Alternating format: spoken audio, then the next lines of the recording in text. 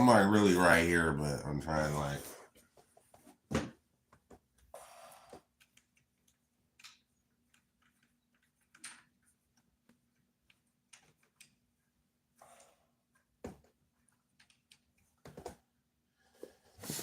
Like that's a little better. Let me back this up.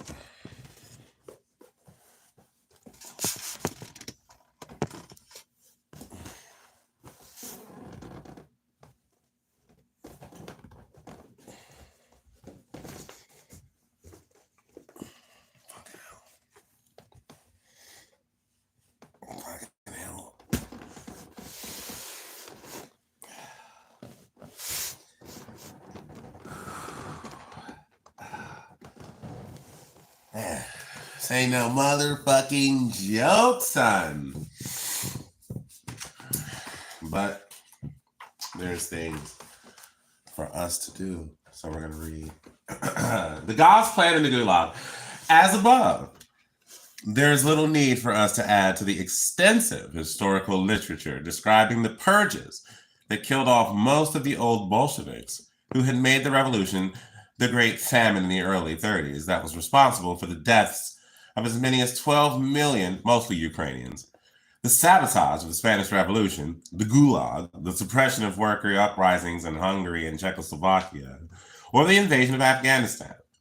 We are, however, interested in considering the economics of the deterioration, and in particular, whether planning causes or even contributes to the rise of authoritarianism, as the market socialists Nove and indeed most social democrats, liberals, and conservatives have argued, or instead whether these analysts have it backwards, whether it is in fact authoritarianism that fatally undermines planning.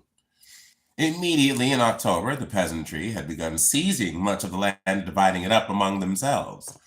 While the land redistribution was in keeping with the stated aims of the revolution and encouraged by the emerging government, the process very quickly resulted in an unexpected inability to feed the urban masses, a crisis that set up a deep antagonism between town and country that would only be resolved via a brutality that must be counted as one of the great crimes of history.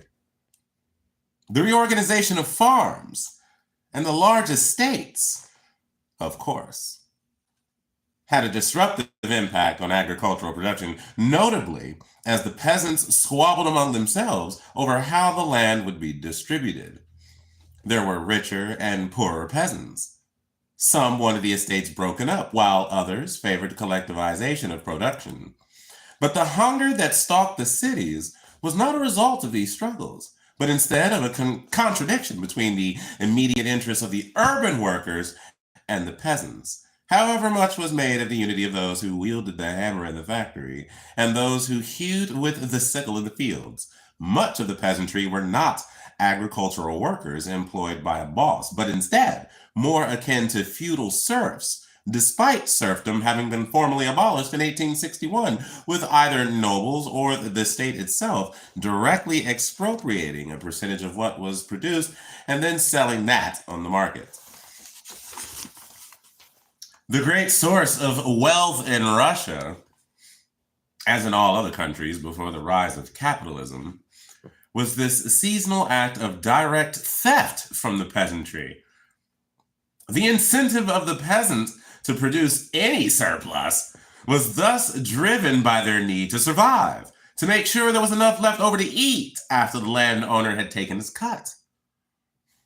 Bread rations in Petrograd were so meager that workers, many of whom had not a generation before been peasants themselves, began to migrate back to their villages in order to be able to feed themselves. Some factories even had to close their gates due to the dearth of workers. The new government was in a bind. The best option would be to produce a raft of light industrial items and consumer goods that peasants might want, thus incentivizing the peasantry. Many among them reduced to subsistence farming on small redistributed plots to produce sufficient surplus to be able to purchase such items. The disruption and chaos from revolution and civil war already made this quite a task, but the problem was compounded by the ongoing need for heavy industrial production to produce the weapons and vehicles needed to fight the war. Even as the Civil War, to everyone's exhausted surprise, began to wind down in the Bolsheviks' favor by 1920, the revolutionaries felt an abiding fear that foreign armies, much wealthier and more technologically advanced, could reinvade at any moment. The Bolsheviks confronted a paradox.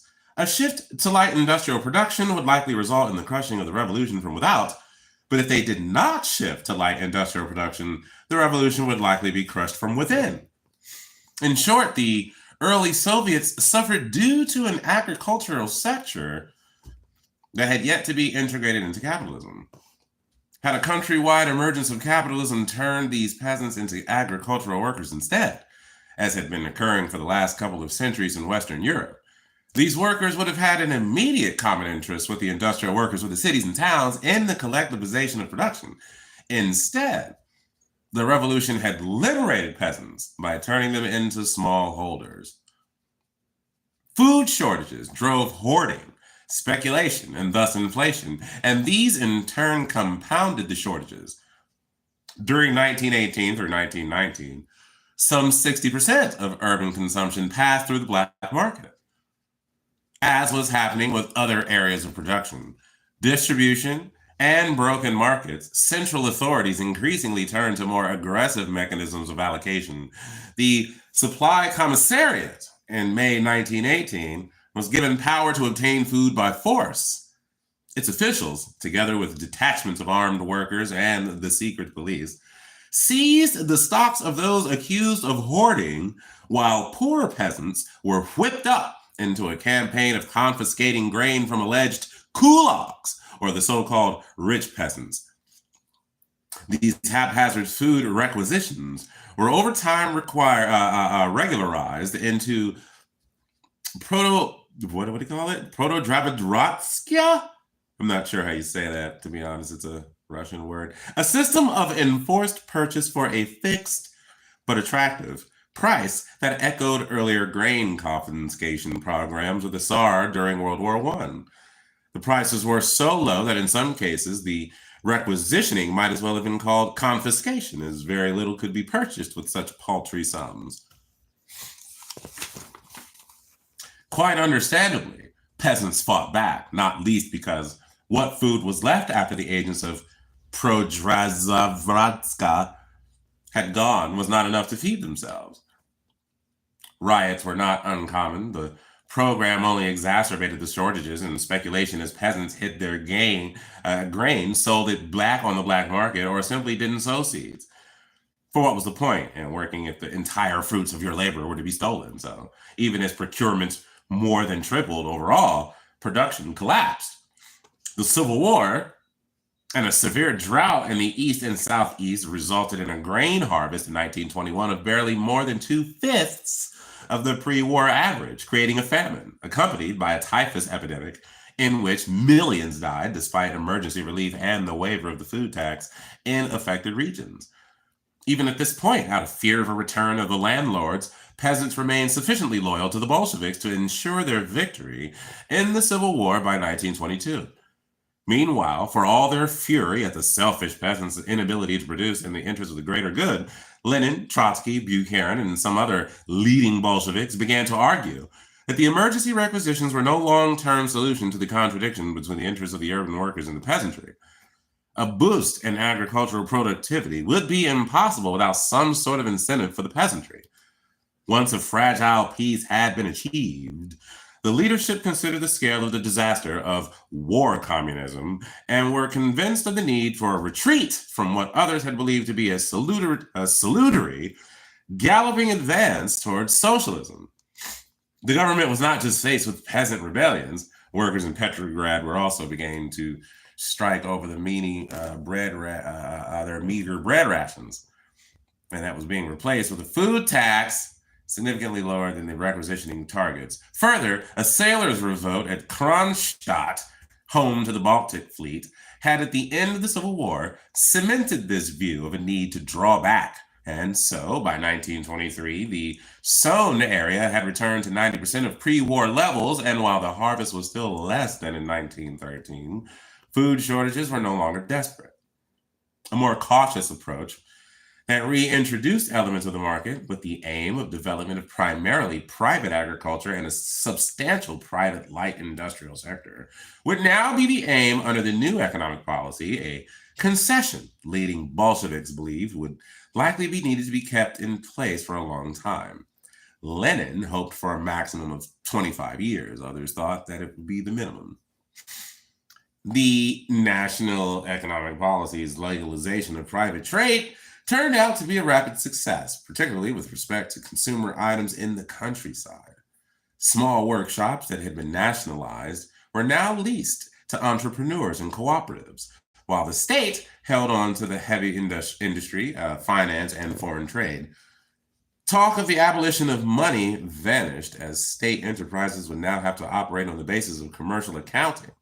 Resources necessary for production, notably fuel, would have to be paid for with funds obtained from sales instead of with easy credit from the center.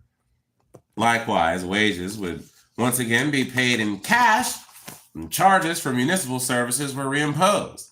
Factories would operate as autonomous competitive units aiming for profits and avoidance of losses. Oil and timber concessions were even offered to foreign capitalists in the hope of their introduction of much needed modern machinery. Due to the considerable market allocation of goods that was reintroduced under the NEP, it is hard to say how much planning was occurring. Strategic sectors of heavy industry were closely directed by the appropriate division of Vishenka as to what to produce and when, while consumer good industries were left to craft their own production plans, taking their cues from the market.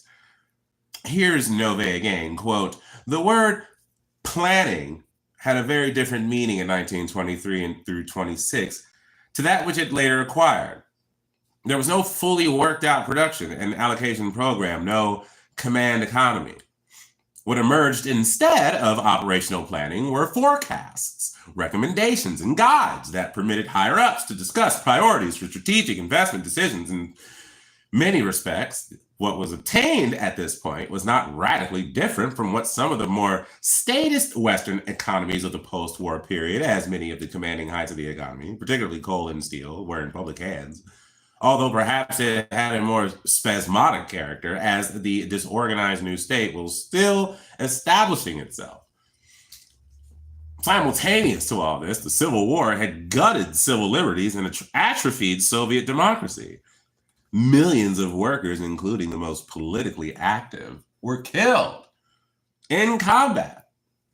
Those who survived had done so by returning to villages to scrape together enough to eat, engaging in black market activities, or through absorption into the new state apparatus. Day-to-day functioning of the government depended upon czarist bureaucrats, and talk of the extinction of the proletariat was only a slight exaggeration.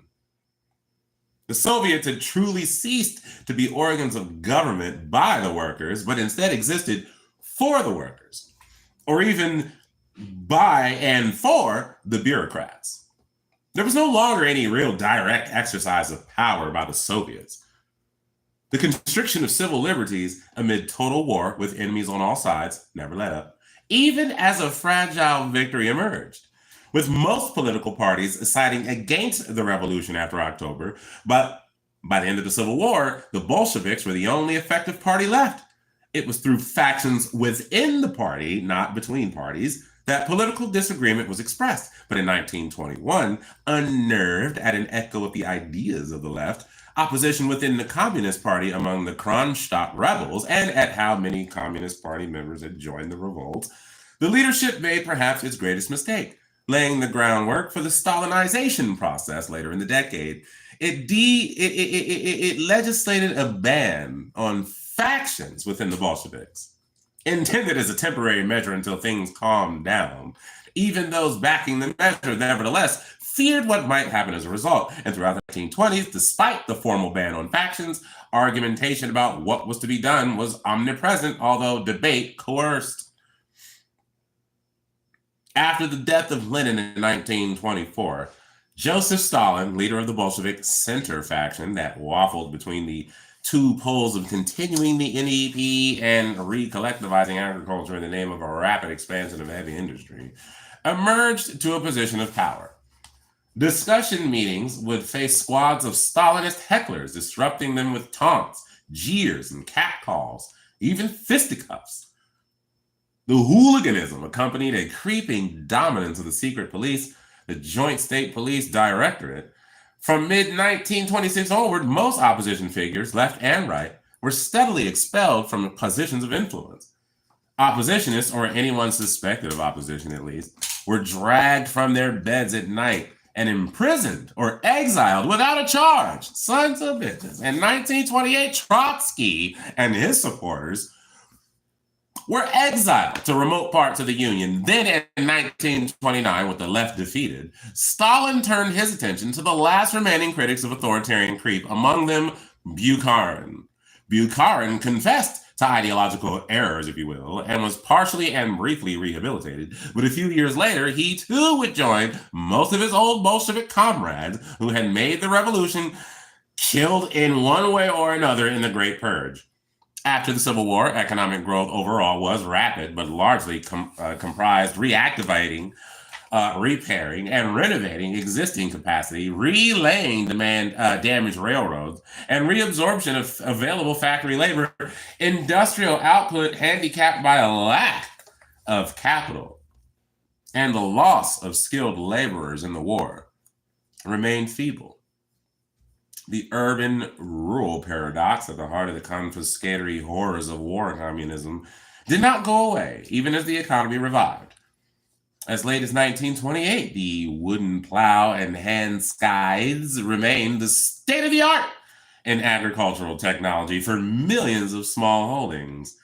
To go beyond a restoration of the situation that existed prior to the war, much greater investment to develop new plant would be required. As the middle years of the decade passed over to its later years, the NEP period was not so much ended as eclipsed. Experiments in price controls over an ever-widening series of items encouraged owners to limit production, again, producing shortages in a range of goods. Thus, the choice before authorities was either a relaxation of such pricing policies and essentially letting the market under the NEP allocate goods on the one hand, and a more systematic control of production and distribution of key commodities on the other. Certainly, the latter had more of an ideological attraction to many, but it was the acute shortages and bottlenecks, rather than a renewed fervor for socialism, that drove the growth of administrative controls and ultimately the adoption of more centralized planning. Ultimately, the country faced the problem of development, identical to that which all developing countries have since faced.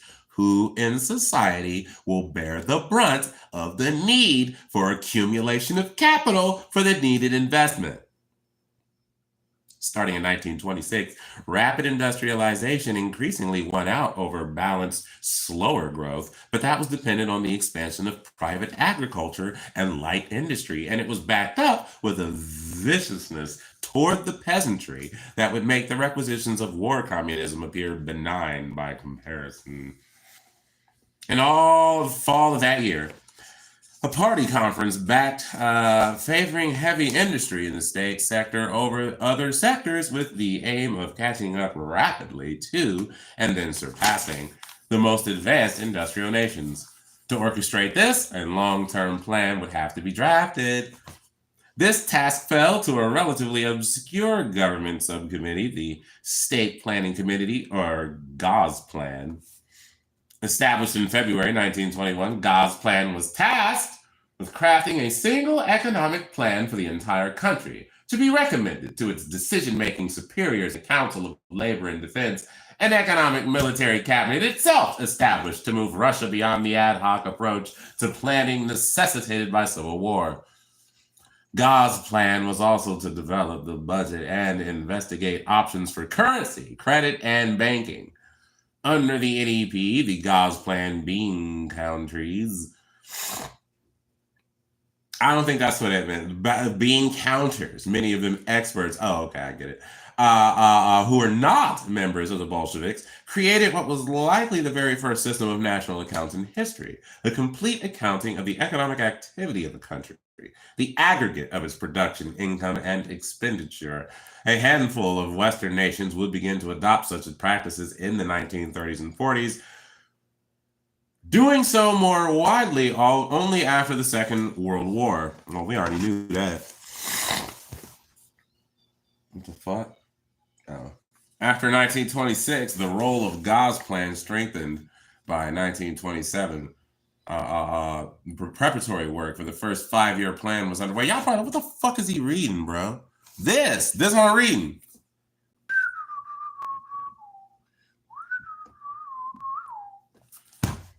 I'm about to pause though. I kind of want to smoke this, but I don't even know why I'm even bothered. I've been putting so much in my mouth, chewing things, swallowing things, eating things, but I haven't tasted shit. Like I can't taste anything.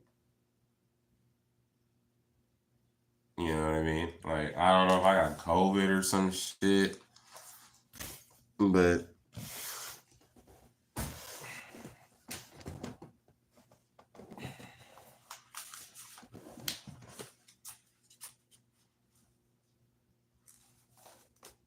I'm just trying to get through this book. Like, let me push this out.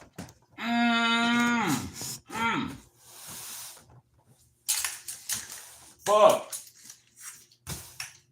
Oh, by the way, if y'all had donated to my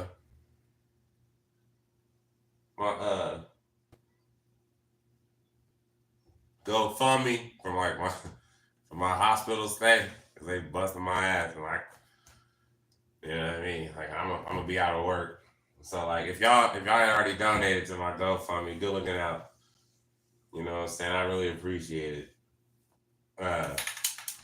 And if you haven't and you'd like to, you know what I'm saying?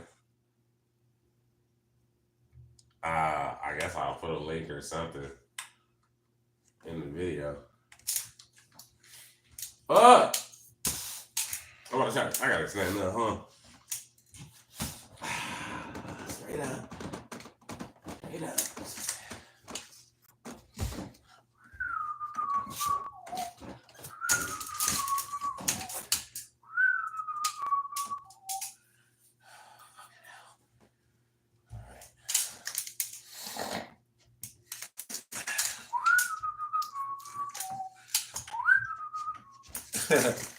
I'm stupid.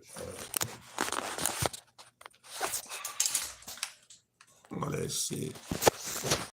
Let's see. Wait, is it 12 yet? At 12, I can take my Percocet. You know what I'm saying? I got it waiting in that cup. You see it.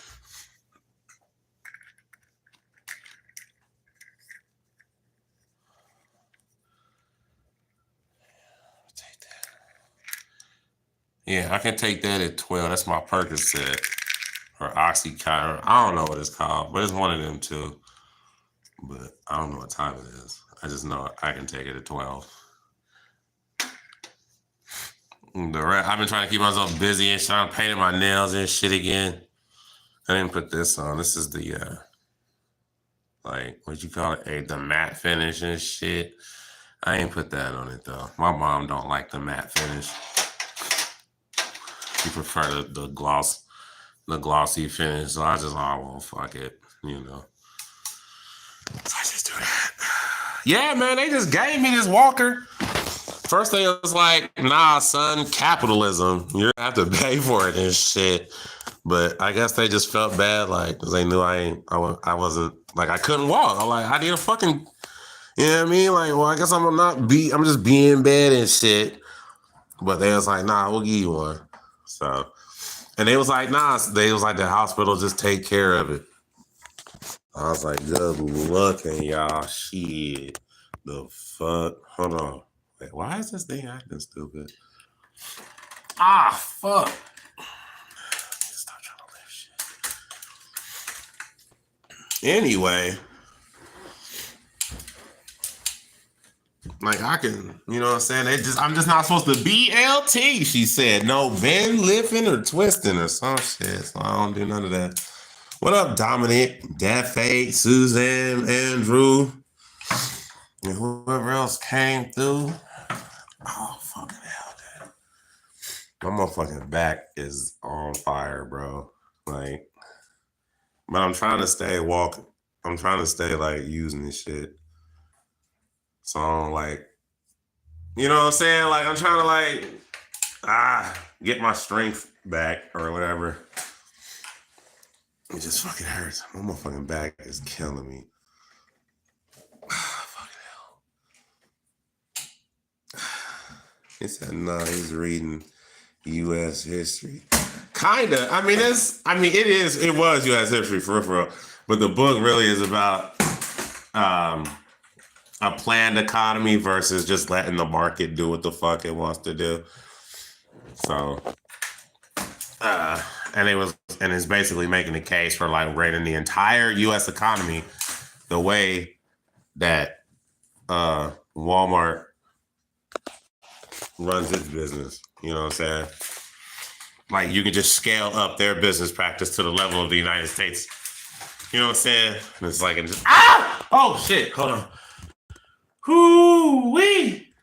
Hold on, fuck. I shouldn't fucking. Hold on, let me just, hold on.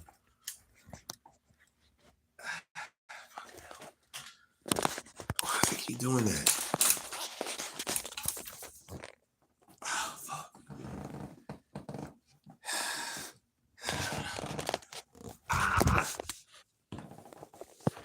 Yeah.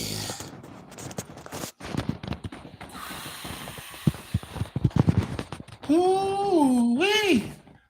Oh, man, like it can't.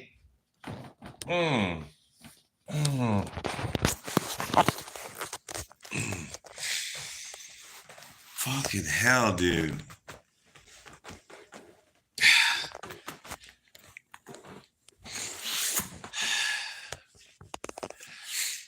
I'm just, you know what I'm saying? Shit, I don't smoke cigarettes no more. I quit smoking cigarettes since I just took the opportunity. Like I was in the hospital for like, shit. Like I went in there Friday morning. You know what I mean? Let me just tell y'all what happened. Like y'all probably, what all happened? Like, let me tell y'all what happened. Hold on. Let me get my motherfucking walker like an old ass bitch. My old ass broke ass pussy right now and said, nah, hold on. Let me get it. Shit. Do it the right way. Hold on.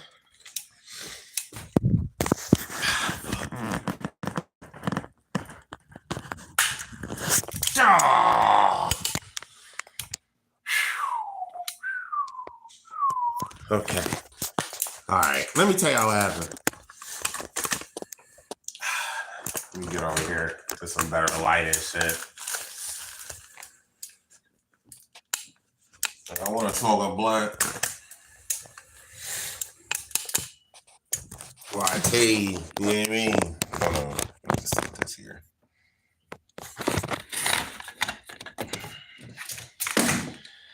All right.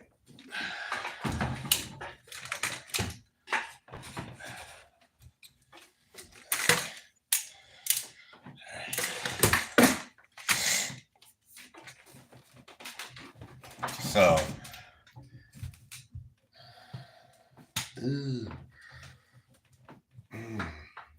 okay. Lean on that. All right. So look, fucking hell. All right, man. Look, fuck that hat. All right. So look, last Friday. Like I was like before Friday, I was already having like back problems and shit. Like I had already went to the VA, you know what I'm saying, over this shit. And it's like, oh, you just got some sciatica or whatever. Like here, take this medicine, you'll be all right. I'm like, all right. So I left the VA, still hurting and shit, but whatever, I guess. I'll take this medicine y'all gave me. They didn't run no tests or nothing. Like the motherfucker just sort of like squeezed here, was like raised your leg. Anyway, so I get sent home. Oh, fuck. Shit, this shit fucking, oh my God, damn, dude. Anyway, so that was like what, Thursday, I think? Like, or Wednesday? I don't know. Friday morning come, I feel great. Like, I felt all right, you know what I'm saying? But I'm like, shit, I was going to roll up a blunt. Like, it was a regular work day. Like, I'm about to just go to work. Like, I feel all right. So I got in the car, drove to the gas station, which is just right there. You know what I'm saying? I could have walked, but whatever. Go to the gas station, got some shells, come back, get out the car. This is, mind you, it's like 4:30 in the motherfucking morning. Get out the car, and now it's like, oh shit. Like, my back just was like, no, you are not good. You are not good at all, sir. And it was like, and I was just trying to like avoid like the jolting fucking pains and shit in my back and fucking leg. And I'm like trying to just get to the ground and shit. But it's like 4:30 in the fucking morning. Like, I'm trying to like kind of embarrassed. Like, ain't nobody outside or nothing. But anyway, so I like kind of hobbled to the like around the car and then like into the grass. And I just sort of collapsed in the grass, writhing in pain, like just staring up at the sky, just like, Jesus Christ, what the fuck? Like, this Jesus fucking patient. You know, I'm just fucking going up like, what the fuck? What the fuck? Like, there was no relief. Like, there was no position in which I could lay that brought me any kind of relief. Like, and it's 4:30 in the morning. My dumb ass didn't even bring my phone. Like, I was like, I'm gonna just leave it at the house on the charger and shit. You know what I'm saying? Like, I'm just going to the gas station and back. I won't need it. You know what I'm saying? So I don't have my motherfucking phone. You know what I'm saying? Like, so I can't even get. So I'm just here. I am laying back in the grass, like just oh my God, you know, staring up at the sky and shit, looking at the house like backwards. It's like, oh fuck, if I could just get to the door. But like I couldn't crawl, I couldn't roll over. Like I would get in a certain position that didn't bring me so much pain, and then I would like try to like drag myself. Like my bottom half was just dead weight. I'm just like trying to drag my fucking self, just like you know, just writhing in pain the entire time. Eventually, you know, 5:30 goes by, 6:30 goes. I'm like out there for like an hour and a half, just laying outside. Finally, like get to like a porch, or not. It's like our porch is like step, concrete step, porch. You know what I'm saying? And then there's the threshold into the doorway. Like I couldn't even I get up until like the first step, like, you know what I'm saying? And I just laid there. And that's like the pictures I had posted online. Like, I stayed on that step laying there like a fucking dumbass for like until the sun came up. Like, it was already past 6:30. I was finally like, I was banging on the motherfucking door trying to get my girlfriend's attention. I knew she was in her sleep. So I'm like, you know what I'm saying? Like, I'm banging on, like, I couldn't even bang on the door because I couldn't reach the door. And I didn't have anything. I didn't want to throw nothing at the door. Because I'm like, well, that only leaves one sound. So, like, how am I going to keep banging and shit? So, like, fortunately, we have a chair on the porch. So I'm, like, able to reach that and, like, you know, jimmy that over to the fucking door. And it's sort of, like, bang that against the door. And, like, eventually that got her up or whatever. So she came outside, obviously, like, what the fuck? Like, I'm just out there on the motherfucking step. Basically, it got to, like, I didn't want to call 911. I was like, no, I don't want all that attention and shit. Like, but she ended up just calling, you know, the hospital, or not the hospital. She just called, you know, like not 911, but she just called, you know what I'm saying? The emergencies. Well, not emergency, but, you know, I don't know what she called. She called somebody, goddammit. I just knew it wasn't 911. So that, because it wasn't life or death, you know what I'm saying? I'm just fucked up right now. I'm falling and I can't get up like an old ass in a motherfucking commercial. God, it's so embarrassing. So anyway, so they had to send the fucking, you know, paramedics or whatever. Fucking, I'm like, damn, I was telling her, like, I don't even want to do that shit. We can't fucking afford I can't afford an ambulance ride. Like, what do you mean? Like, we ain't got that kind of money. Like, you know what I mean? Like, that's why it took so long. It took like an hour to be like, fine. Because it was either that or because no one, you couldn't pick me up. Like, there was no position I could get in that you could pick me up that wouldn't make me scream and just, you know what I mean? Blood curdling pain. So, like, that was my only option. Like, well, at least they got the equipment and the training or whatever. But it was like, man, we can't afford no fucking ambulance ride, bro. So they get me and shit. They take me there, you know. Eventually, like, they give me some shit or whatever. And they're just like, well, can you, and it was going to send me home. Like, it was going to give me this medicine. I'm like, all right, but I don't, what? Like, so I forget how long I was there before they was like, all right, we're going to send you home. But it wasn't that long, you know what I'm saying? And so then it just was like, well, there's not much else we can do. Because here I am in the hospital on the ground. People who keep walking past the hospital door like, is he, you know, they're like, he is. He just got down on his. It's like, because I couldn't even get into the fucking wheelchair to wheel me out to discharge me. You know, like, they were already trying to discharge me. I don't even fucking feel right yet. What do you mean? So they was like, well, our only other option is to like keep him here and shit, you know what I'm saying? And it was like, well, that's probably best because he clearly can't fucking get up. Like, so they went ahead and admitted me into the one hospital, and I was there for a little bit, you know what I'm saying? And then and that's when they was like, well, did the last hospital when you was at the VA, did they do any tests? They ain't run no experiment. Like, they didn't do shit. I'm like, the VA is trash, bro. They don't give a fuck about us veterans. I'm like, no, they didn't do shit. They said one dude, he touched my leg. He was like, do like this. I did like that. And he was like, this is what it is. And he didn't take no blood work, no fucking nothing. No, nothing. He didn't do his shit. That was it. I'm like, so I come here, y'all at least do the test. They're like, oh, look at that. You have two bulging fucking, you have two herniated discs in your L4, L5, L2, L3. And it was like, and sciatica. It looks like you have degenerative disc disease. I'm like, see? I'm like, they ain't even fucking bother to try at the fucking VA. I'm like, but that's where I'm supposed to go because I'm a veteran. So I fucking hate the VA. But anyway, so this was a regular hospital. They went ahead and admitted me and shit. Like, so I was in there for like a day or two, and then they transferred me because they was deciding if they were going to just do like some sort of steroid shot or if they were going to do surgery. So they obviously they decided on surgery. Like, we're going to have to do this. You got this or whatever. So it was called a microdiscectomy. And it was like, we're going to have to do that in your L4, L5, and your L2, L3 or some shit. That's why, like, if you've seen the pictures also posted online, like, I got the pictures look fucking, like, the shit looks fucking gnarly. I mean, they did a good job, I guess, but, like, so yeah, they sent me over there to do the surgery and shit. And that was even nicer hospital, you know what I'm saying? Because they transferred me from Grandview to Kettering Hospital, and yeah, man, and that's where they did the fucking surgery. And that was lovely. Like, that, everyone, all the nurses, the entire medical staff, the fucking, just everyone was a delight. Was pleasant. The surgery went well, but then, like, of course, they hit you with that bill. I'm like, I don't have motherfucking insurance. You know what I'm saying? Like, where I work at, they offer insurance, but it's like they're a small company. Like, they don't. And when I got hired on there, motherfuckers was like, bro, I don't get their insurance. Their insurance trash.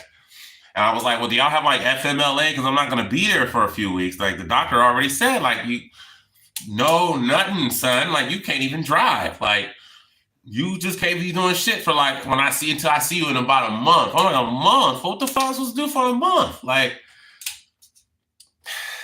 I didn't even want to go to the hospital. Like, I can't afford to be out of work that long. Like,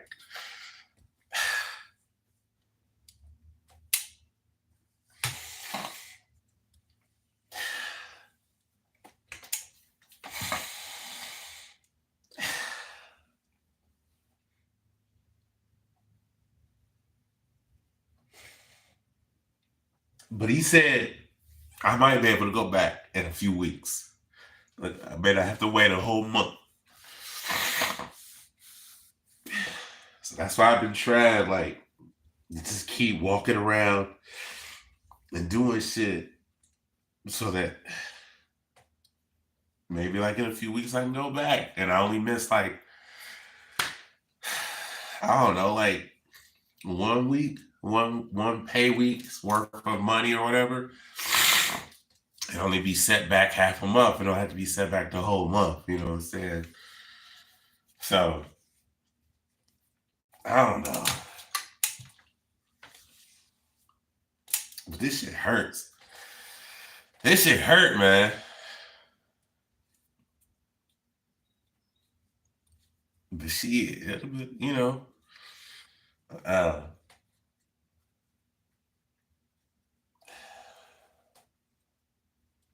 it'll be all right. Is it 12 yet? So I can take this goddamn medicine?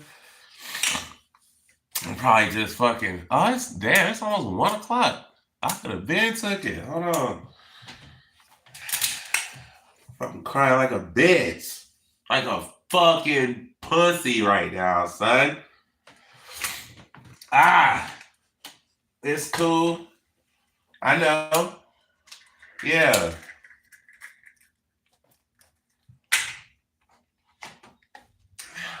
Take this shit.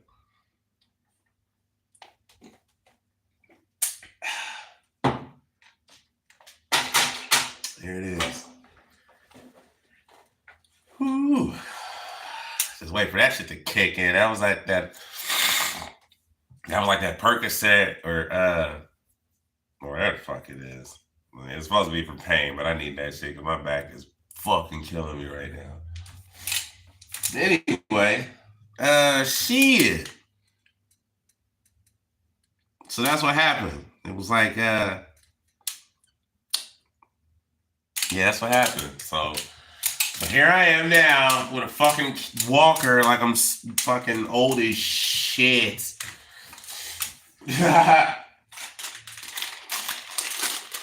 Eating shit. I don't even know why I'm eating shit. I can't taste anything. Like, fuck. Just, God damn it. God damn it anyway. So, anywho, yeah, so if y'all want to, you don't feel obligated. I may as well say something since it's fucking there, but like, I have a fucking, GoFundMe if you want to donate to it. You don't have to. You know what I'm saying? Don't. Like, I get it. Like, ain't nobody got money like that. Shit.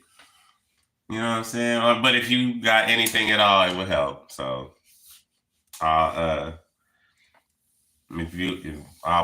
post the link in this video somewhere if you want to. You know what I mean? Like, somebody sent some money to my my Cash App, and I was like, oh, well, good looking out. I'm like, I'd rather you would sent it to that GoFundMe. I'm just saying because then that way, it all goes towards the goal of like just to paying these goddamn medical bills. These motherfuckers sent in the bills like $3,000. I was like, what the fuck? But I thought that was for the whole everything, like the whole stay. And she was like, my girl was like, no, that's probably just for the motherfucking trip here. Like, that's probably just for the ambulance ride. You know what I'm saying? And then like a few drugs that they gave you once you got here and shit. She's like, this is not the entire bill. Obviously, because I was still there for like another 2 days after I got that bill. You know what I'm saying? I'm like, oh, god damn. Like, what the fuck, bro? Like, this is fucking ridiculous. I'm just in there bitching about capitalism the whole time. Like, it was another dude in the room with me. I think his name was Billy. He eventually, like, we hit it off real cool, but like, he eventually got mad at me and shit. Like, well, if you don't fucking like America, you can fucking leave and shit. And I'm just like, it's not that. Like, when you care about something, you criticize it because you want it to do better. Like, that's why I'm like, no, I want it to do better. That's why if we can't keep ignoring its flaws. You feel the negativity. You feel something's wrong. You know the shit ain't right. Something's not right. You agree with the statement that, the rich own the country or the rich make all the decisions, or, there's just certain like things we say out here that we all agree to. It's like, but why? Why is it that way? You know, the rich just keep getting richer. Yes, they do. Why? How is that happening? Do you question how that's happening, or do you just keep repeating that same dumbass line and then bound your head and getting back in line? It's like, no, why do rich keep getting richer? How is that happening? There are policies. It's not just something that magically happens out here. No, there are policies that have made that so. Like, so what are these policies? What can we do to rewrite these policies? Or what, you know what I mean? Like, that's what I'm talking about. Like, so I'm talking about shit like that. I'm like, brother, everything that you're saying, like, because he was one of those dudes that, like, he ain't read shit. Like, he ain't read a single fucking book, a single fucking article, a single declassified document. This motherfucker is just no intellectual curiosity at all. No, even no intellectual integrity. You know what I mean? Just want to keep spouting off bullshit talking points he didn't heard from either Tucker Carlson or somebody to someone on the motherfucking right. Hell, but because it was so, some of it was so central, like in its rhetoric, that I'm like, hell, that could have been some shit that fucking Hillary Clinton said at one point, or Bill, or fucking, you know what I mean? Or even fucking Biden at some point or another. I'm like, my bro, see, and I was trying to tell him, like, bro, that's our problem, sir. I'm like, they got us pitted against each other. I'm like, I need you just as much as you need me, brother. I'm like, we're on the same team, brother. You know what I'm saying? I'm like, them motherfuckers don't work for us.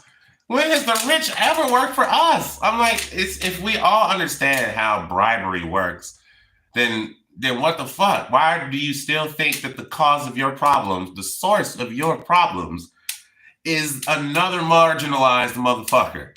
You know what I'm saying?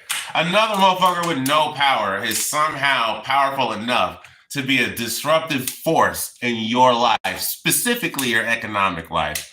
Like, get the fuck out of here. How the fuck? Trans people ain't fucking with you. Gay people ain't fucking with you. Immigrants ain't fucking with you. Black people ain't fucking with you. The left ain't fucking with you. Trump supporters ain't fucking with you. It's like, it's the motherfucking... Bro, it's... It is the establishment that is fucking with you. And your lack of attention that is fucking with you. See, they're just, it's not even like what the establishment is doing is behind closed doors or done in a secret way, like behind, you know what I'm saying? Like they're not, like it's all like, you know, no. They're doing it right in front of you, like right under your nose. Like they're doing it with cameras in their faces and microphones and everything. They're not even hiding it. Like, it's just not sexy. It's not, you know, so you're not paying attention to it, you know, and so you still think, oh no, lizard motherfuckers in the shadowies. Nah, man, they got some shit going on, Illuminati. It's like, no, they're doing it right in front of you, They're like, what do you mean? And you know why? You know why they're doing it right in front of you instead of hiding somewhere and trying to keep it a secret? Because they know you're stupid.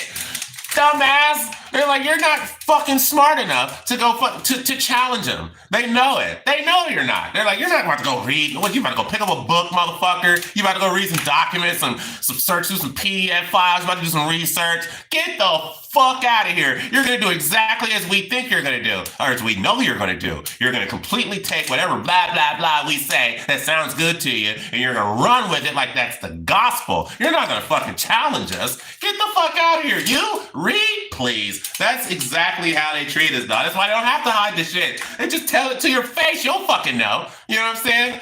Like, that's what I mean. Like, as long as you're fucking dumb, they can keep doing whatever the fuck they want to do. Keep making you believe whatever they want you to believe. You know what I'm saying? Hate who they want you to hate and all that shit. Assign blame where they want you to assign blame. As long as it's not at the people you're supposed to be pointing the fingers at, which is the motherfucking establishment.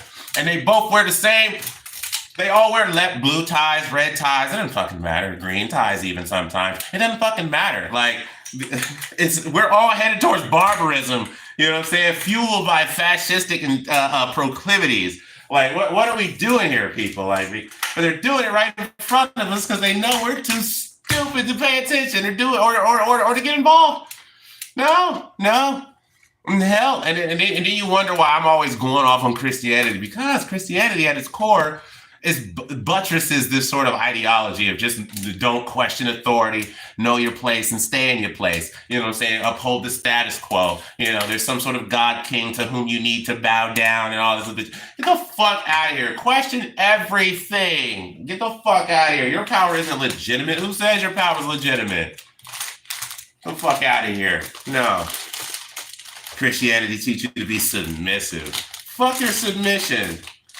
And any other, I'll be like, why don't you pick on like them other religions? Fuck them other religions. Them other religions don't have a stranglehold on our politics in the United States. That's why I don't fuck with them other religions. I don't give a fuck about Islam. Fuck Islam. Fuck Muhammad. Fuck all that shit. Y'all the ones that's racist and bigoted, thinking that somehow just because it's brown people's religion that they're going to do more terrorism if you cuss out their fucking God. You're just being bigoted when you say that shit, first of all. I would be more afraid of some fucking hit boy-ass fucking white boy Christian who feels the need to fucking kick or kill my ass just because I go against Christianity or whatever the fuck. Because I say, fuck your Jesus. I will be more afraid of that. I ain't afraid of no brown person. They about to do no fucking terrorism right here in the United States. I'm not. Hell no. Not when most of it has been done by white dudes who pray to fucking Jesus. So get the fuck out of here. Y'all are way more dangerous than any Islamic person, period. Like, because y'all motherfuckers is unhinged. You know what I'm saying? Yeah, I ain't worried about that. Y'all always say that shit like, why don't you say shit about Islam? Why don't you say shit about Islam? Like, I don't give a fuck about Islam. Islam don't have no power in the United States. I'm in the United States. If I was in a different country where maybe Islam was more in charge, and maybe I'd say it then. Maybe I wouldn't. Maybe I know better. But over here, shit, I got the freedom to say whatever the fuck I want. For the most part. You know what I'm saying? And Christianity is the one with the stranglehold on politics. So that's the one I criticize the most. I'm not criticizing some weaker bullshit throwaway religion in comparison to Christianity in the United States. Y'all don't hold a candle to Christianity. So I attack that, you know. And not just for funsies. I'm like, y'all over here trying to dictate my motherfucking life legislatively. And y'all don't even believe the shit you preach. You don't even uphold to it. How many motherfuckers can call me some version of a fool yet in the verse in Matthew 5:22 we say don't call nobody a fool? How many of these motherfucking Christians done told me I need Jesus. I'm going to hell. All these judgmental statements when Matthew 7:1 say, judge not, yet ye be not judged. They all motherfucking hypocrites. They don't even believe the shit they speak. You know what I'm saying? All right, that's what I be talking about. Like, y'all out here all talking about I need Jesus when every single one of you are breaking one of Jesus' rules as you do this. You're not humble. You're not meek. You haven't sold all your things to the poor. You probably like fuck the poor, right? Actually, in real life, in your real day, everyday practice. Get the fuck out of here. Like, you're all hypocrites. Lying ass, bullshit ass hypocrites. Cut it the fuck out. Credulous as fuck. Intellectually vacuous. It's like, yeah, I ain't got time. Right. So that's why I criticize Christianity. Y'all niggas need to grow the fuck up. Ain't no motherfucking God. Who the fuck out of here, right? At least no God of the Bible. I don't know about some other God may show up in the future. But I don't know what to tell y'all, like, grow the fuck up. Like, there is no motherfucking God, dog. It wouldn't even make sense. Either, and if there was, then y'all worshiping y'all got him fucked up. Like, he is not loving, kind, peaceful, merciful.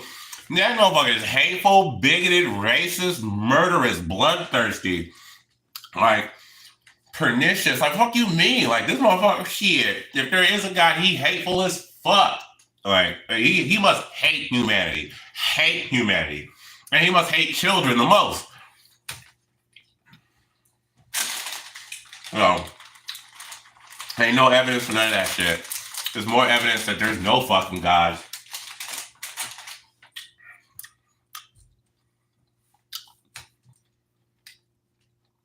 But I ain't. It don't even matter.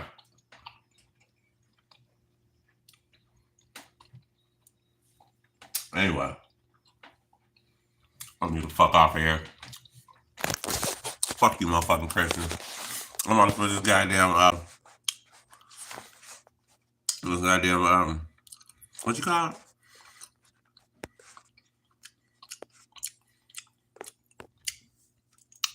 I'm gonna put my in the thing. I appreciate y'all watching, man. I love you guys. All about it.